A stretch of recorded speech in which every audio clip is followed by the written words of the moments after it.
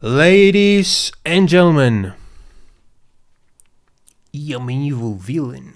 Bro, this coffee tastes like shit. I need milk, but I don't have any milk. And mommy isn't here around to give me milk. Neither daddy. So I don't have milk. This coffee is shit. I don't have milk. And to put it here to diffuse and smoothen out and to polish this coffee. So it sucks. Uh, uh, uh, booby milk? How about now? No, it still sucks. You can't see that? Look, booby milk. I'm trying to put it into the coffee. Oh, it ain't working. Ladies and gentlemen, channel 2 of Oversampled television. So as a music producer with 20 years of experience, I have collected so many different plugins, and I just have a lot of them. You know what I'm saying? I just have a lot of the plugins, like super huge amount of plugins. But the real question is, which ones of those are being used the most by you, and why are you using them so much? So today I will show you, because there's a feature inside Ableton that you can actually sort and show all the plugins that are being used the most by a Ableton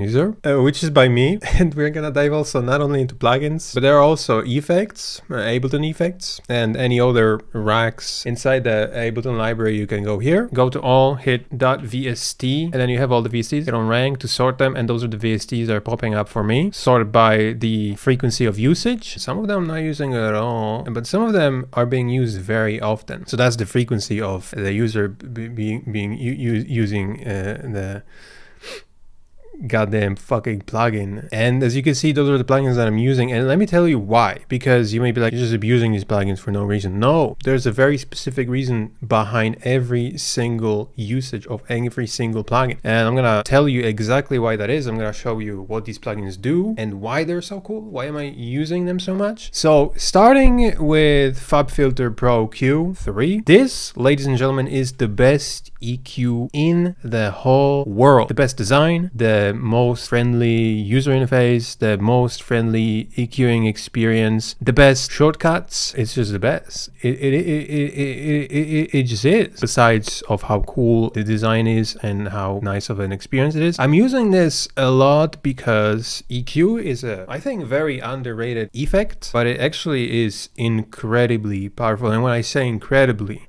I literally mean incredibly.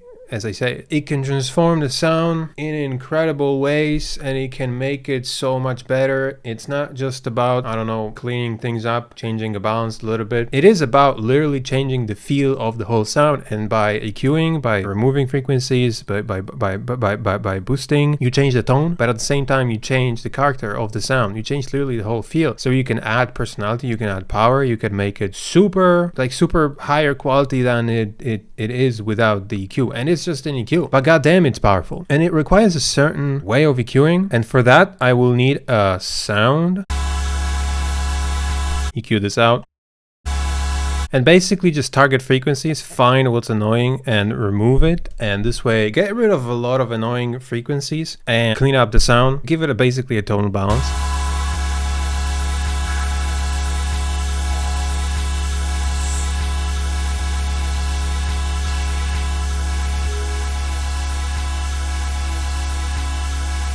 I'm doing a lot of EQing because I'm making a lot of sounds and packs. So EQ is landing on every single sound and it's being used actually multiple times. So if I have something like this, that's already cleaning up the sound. That's not it. I'm not going to add some EQ points here because it's really messy. It's really hard to do that. So I'm just going to add a new EQ, a fresh one. I'm going to adjust things further here. Without EQing, very all over the place sound, very annoying too. The tonal balance is like this, very, like all over the place. But without EQ, it gets like controlled. It depends also on the taste, like what type of character this is, because it's gonna change the character of the sound. It may change the power too, the whole feel. So it also depends on what you really prefer subjectively.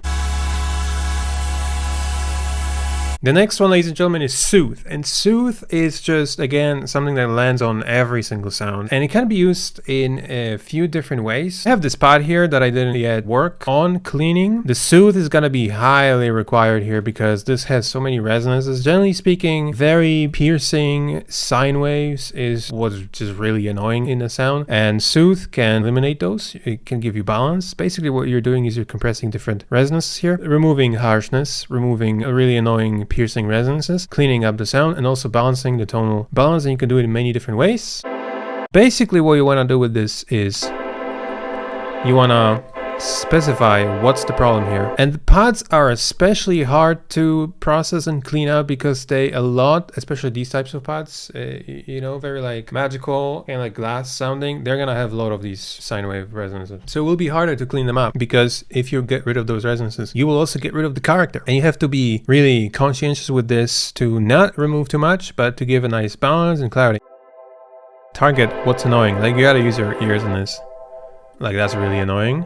So what I would do is I would just limit that, like so, and work with this part of the frequency spectrum and focus with my ears only on this for now and find a balance on this and just move here and then move here, right? So we can hear how annoying it gets when I disable this.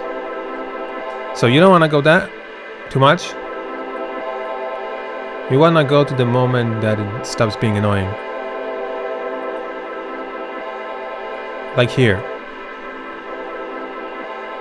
Sometimes you have specific resonances that you may not hear at the beginning, but you kind of spot them. Like this sine wave here, focus on it. Maybe too annoying, so balance it out. You may not know, but you may want to check different parts like this one. We may want to balance it a little bit, and this is the before. That's it, it's cleaner. Less piercing, less annoying. Also, the crazy thing with pods is that if I'm gonna make them louder, it's gonna still be annoying. If I make them quieter, if it has a lot of resonance, if I make them quieter, it's gonna be less annoying. So it kind of depends on the volume as well. But nonetheless, I prefer to clean them. Number 3 is EQ8, which is just a stock Ableton EQ. It's a quicker version, more quickly accessible than Pro Q3, and you just have it here, you know. It's just for quick EQing. If I need to like not be so precise, I can just use this one. I use scripts, so I just hit Control Z and just pulls it up. Same with Pro Q3. Sear, I did not know that it would be so high, but it kind of makes sense because, well, it's a synth, so of course I'm using synths a lot for music productions. And there's not much to say about Sear. You know, one of the best synths, very easy to use, friendly interface, possibilities are great. Not as high as Faceplant, for example. It's limited to the effects, but still possible to make great sounds.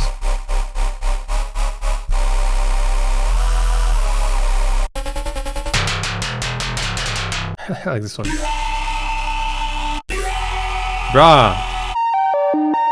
Pretty simple synth, but still powerful. It's all about finding that uniqueness in any sound that you're making. Now, ladies and gentlemen, we have Spiff. And Spiff is a banger of a plugin. Can be used in kind of unconventional ways as well. Not necessarily for transient shaping, which it has been made for transient shaping, my G's. It can also be used as a sound design tool, and also it's great for extracting drum loops, and especially the ones that are really bright and you don't want them to be bright, and also for adding some liquid elements to the sound and also eliminating ambient. I'm gonna show you all of that stuff. Like this one, it's really bright. You may not want this to be so bright. Go into delta. This is what's added to the signal, to this signal. So you can actually just isolate that and use as the sound. Add more decay. Go into more like a low passy thing. The cut is usually the softer one because it cuts transients. So now we have a darker sound and also pretty sweet. Then duplicate it and turn off the delta and go into just cutting. It's a very snappy sound, so we may want to turn it into more of a shakery, smooth sound.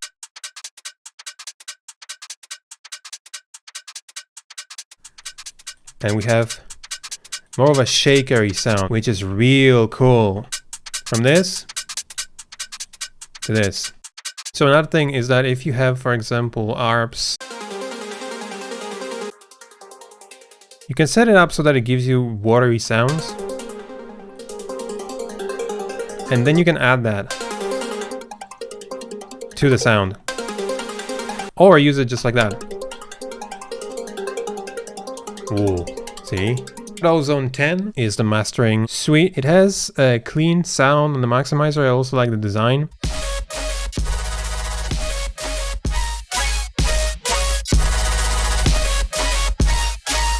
I mainly use maximizer for that. You can add exciting, bro. You can make it exciting with some distortion.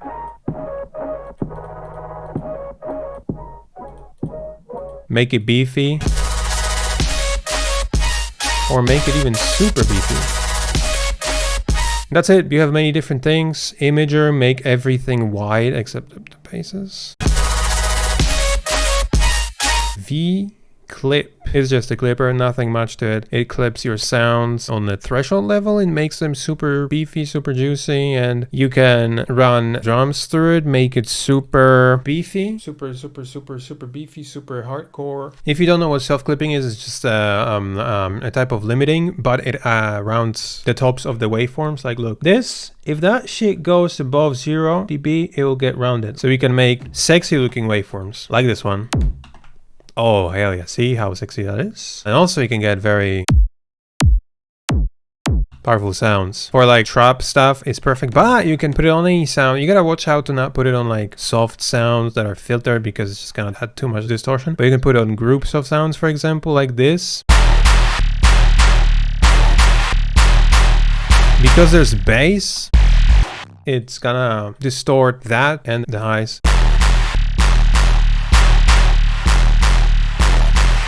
It's just gonna make a complete distraction.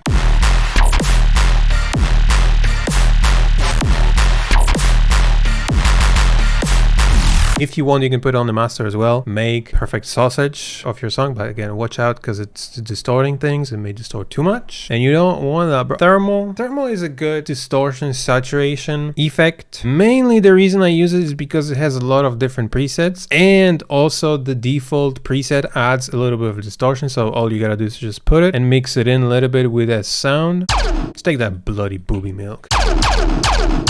It's not just a distortion, a boring distortion, but it has different presets that can add unique, interesting feel and personality to your sounds. Booby milk is already processed, bro. We take a basic 808. Ooh, of course, put many of them. Make deadly sounds. Really quick way to make cool sounds as well by duplicating. Sounds cool, freeze and flan. The next one, of course, bro, Chroma, one of the best plugins ever made. I would say kinda better than PitchMap. PitchMap has a different sound. It's just a super easy way to add melodics to any sound and make it colorful. Okay, and just pick a scale. Pick the booby milk. And this way you can also go and add multiple sounds. I don't even know what that sounds like, but we can just do that. We just got a lot of different sounds. This is gonna make them all in one scale and melodic. Kinda cool. Oh, hell yeah. And now anything that you put on this track, you can now pitch it around or add really anything, any processing on top of it. It's going to go all through Chroma. It's going to make it the same scale. It's going to make it melodic. And it's not only for making color bass. I guess it's been made for color bass, but it can be used to just take the frequencies that are outside of the scale and put them all in scale, make them tonal, and make atonal or dark stuff be more melodic, but mainly just put things in the scale.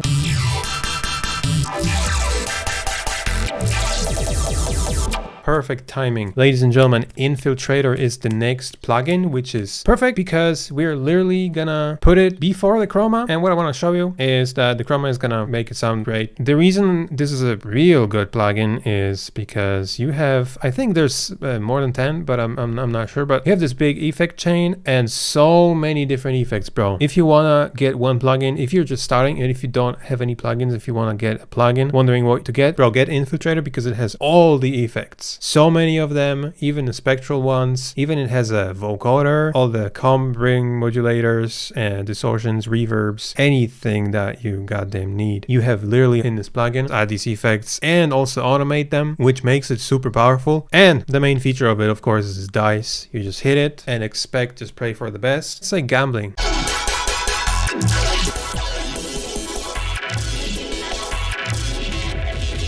That's cool. You can make pads. So if you're looking to make also your sounds more beefy without any like sound design knowledge, you can just use it, just pick presets, randomize, and be a better producer. It's really simple. Valhalla Room is a reverb that the main reason I use Valhalla Room is for these specific settings, because this can make things wider simply because of that. So I just put it in a tiny bright room to make things wider and also put them a little bit to the back. That's the main usage I use, because I don't really use it as a longer reverb. I don't really like the sound of it. I just use the ultimate space from the mixing sauce. Then we have Vital, and the reason I use Vital is because I'm making a preset pack, so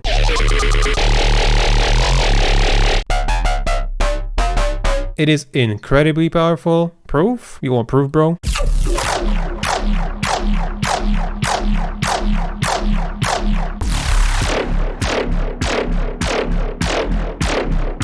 That's your proof. And also, hold on a second, this is your proof as well. It's all Vital. And it's also limited, but you can make great sounds in it. One of my favorites, definitely like the coolest ones, is the toms.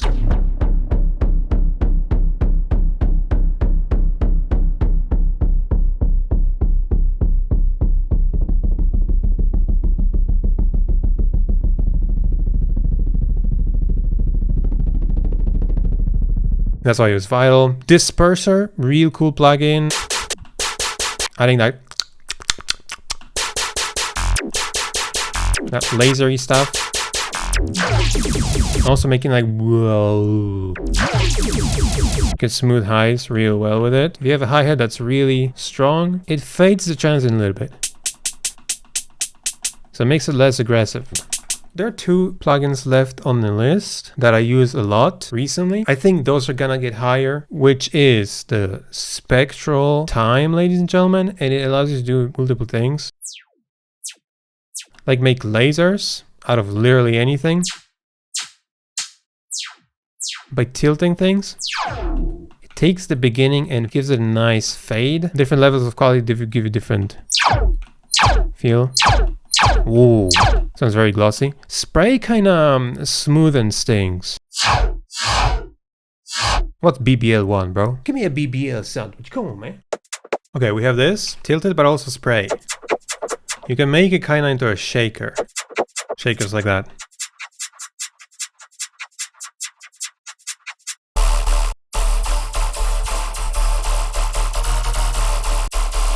It has that watery element at the beginning.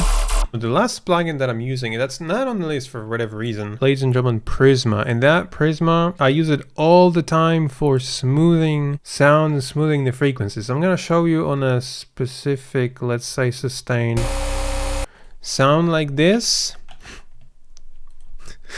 Just ignore it, I guess. This is a multi-band saturation distortion type of plugin, and you put it on a sound. And mainly what I use is those. You can add different distortion types, but mainly I use a heavy and asymmetrical to add smoothiness to the high end. And you can hear that this sound, I think it's been already smoothened with it, but it has a little bit of like a crunchy texture, and you can totally smooth it out by using Prisma. Make it white noisy. Check this out, this crunch is like right here in the middle, but as I move it, it just dissolves into the sides. So I would love to talk more and show you more cool stuff, and I promise that I will in many future videos. But for today,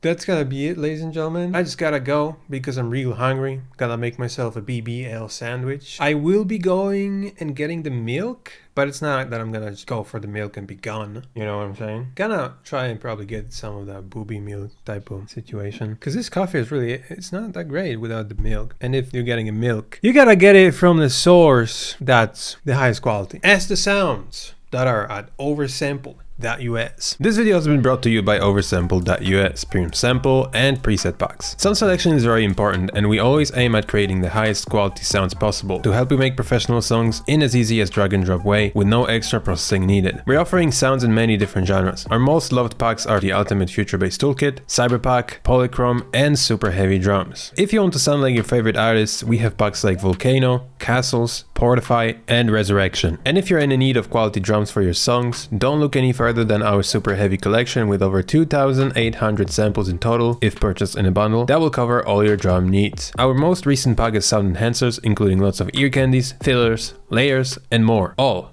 to make your songs more interesting. Visit Oversampled.us and get sounds that'll make you a better producer.